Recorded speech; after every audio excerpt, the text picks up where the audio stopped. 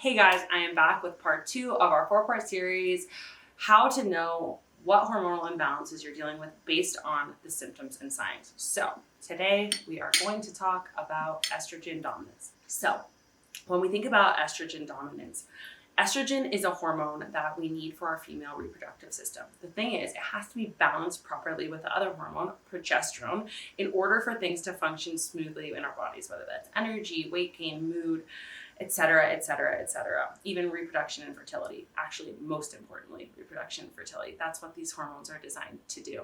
Now, the issue is there are so many women who struggle with estrogen dominance because it can be really delicately thrown off because of things like medications, stress, diet, too much processed food.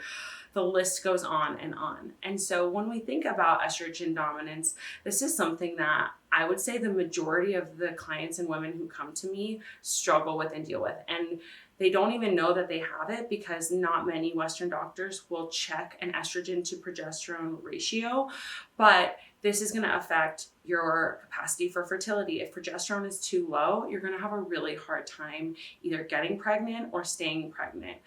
If you have too much estrogen, you may have really intense PMS symptoms, whether that's heavy, painful periods or clotting and bleeding or being in like a really irritable, pissy mood right before you're about to start your cycle, really intense cravings. You may have a lot more water retention. Estrogen is a hormone and a molecule that likes to hold on to water. And so when that is not balanced properly with progesterone, you will likely have an issue there with water retention and feeling like you're really bloated all of the time. Estrogen dominance also really impacts mood. Like I said, it can, if your progesterone's low, it can lead to things like anxiety, but if estrogen alone is too high, you may feel depressed. And oftentimes women are put on SSRIs rather than actually just being tested for their estrogen to progesterone ratio.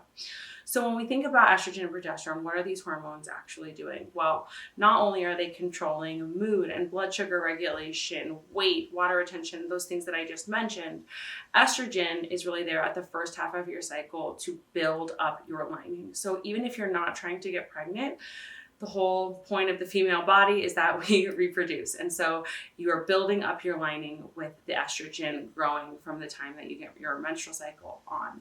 From there, progesterone comes in halfway through your menstrual cycle when you ovulate to make the lining more fluffy and soft so that ideally an embryo can implant into that lining and a pregnancy can flourish from there. Even if you're not trying to get pregnant, that's what these two hormones are doing and modulating through each part of your cycle.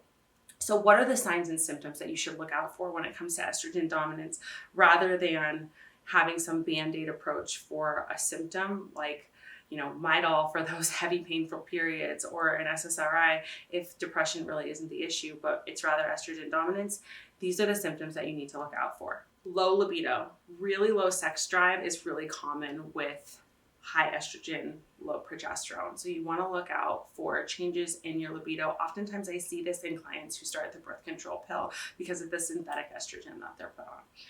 You also want to look out for things like fatigue, swelling, fibrocystic breasts, any water retention in the hands, face, fingers. These are all signs and symptoms that there is something going on with your estrogen levels. You want to look out for intense sugar cravings. Last time in the adrenals video, if you haven't seen that one yet, we talked a little bit about body type that is associated with an adrenal imbalance.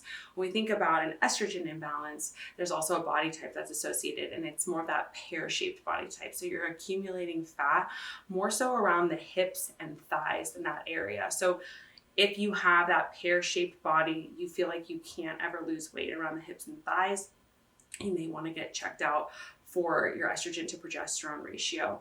You also want to think about certain conditions that are associated with estrogen dominance, whether that is endometriosis, fibroids, PCOS, things like that are all associated with higher levels of estrogen, even breast cancer. So if you've already been diagnosed with one of these conditions, you definitely want to get your estrogen to progesterone ratio checked out. And like I mentioned before, depression, anxiety, these are mood disorders that are highly affected by your hormones and your hormones potentially not being in balance. So you're going to want to get checked out there as well. Now, if a good number of these symptoms are relating with you. Getting your estrogen to progesterone ratio is really simple. You just have to make sure you're going on the right day of your cycle. So you are not going to get an estrogen to progesterone ratio that's accurate if you go in the first half of your cycle, because your body's not producing progesterone yet because you haven't ovulated. You want to go on day 20 to 21 of your menstrual cycle, so 5 days-ish after you've ovulated, so that your body has enough time to raise that progesterone level so we can see what that is in relation to the estrogen that you've produced throughout the month. That will give you an accurate reading so that you know if things are in balance or not. From there, you want to see the number of the ratio between 100 and 500, ideally somewhere right in the middle, around 250. For most women, I see this ratio well below 100, and that's when they're experiencing all of these symptoms, from the PMS to the cravings to the swelling, weight gain, etc., etc. So I hope that this video was helpful. Next week, we'll see you back for signs and symptoms that you have a thyroid imbalance.